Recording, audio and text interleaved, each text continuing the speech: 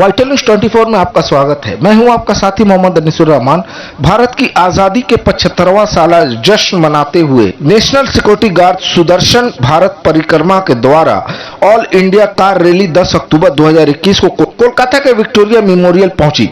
75वीं वर्षगांठ आजादी के अमृत महोत्सव मनाते हुए इस ऑल इंडिया कार रैली को 2 अक्टूबर गांधी जयंती के मौका पर दिल्ली के लाल किला से हमारे देश के होम मिनिस्टर अमित शाह ने हरी झंडी दिखाई थी। मैं आपको बताता चलूं कि एनएसजी की ये कार रैली 12 रियासतों के 8 अहम शहरों से गुजरते हुए 7,500 किलोमीटर का फासला तय करेगी और 30 अक्टूबर को दिल्ली पहुंचेगी।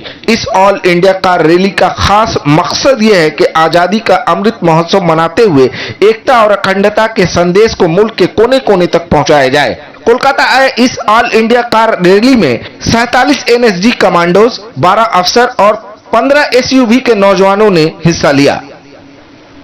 इस अहम मौका पर लेफ्टिनेंट जनरल के Repswal, Bengal sub area manager SS Kahlon, freedom fighter Nepal Ranjan Ghosh, freedom fighter Nripendra Chandra Datta, Jaydeep Karmakar, Arjun एवाडी मौजूद थे।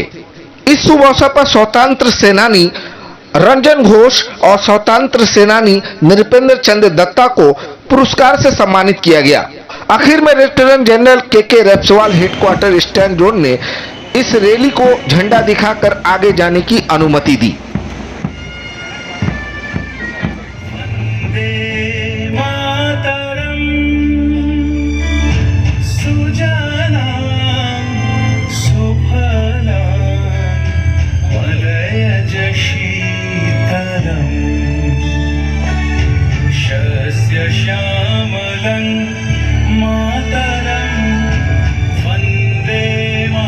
स्वतंत्रता सेनानी श्री नेपाल रंजन घोष।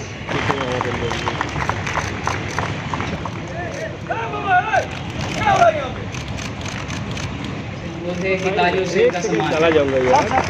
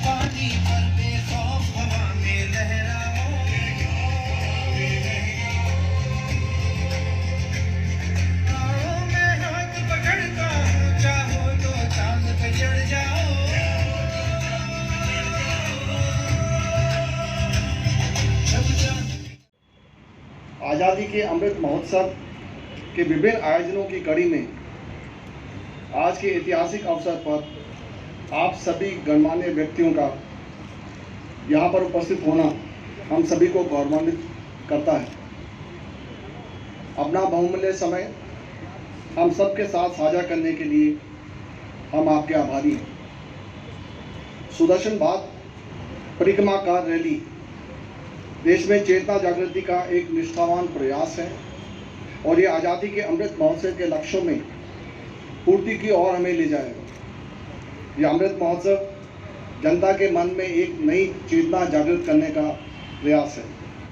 गणमान्य व्यक्तियों के रेपस्वाल, सेना medal.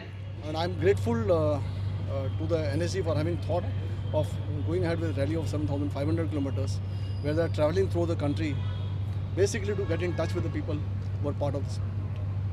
We are able to tackle a situation before there is a need for the NSG to come in. And that is our aim and our vision, and that is what we are going ahead with.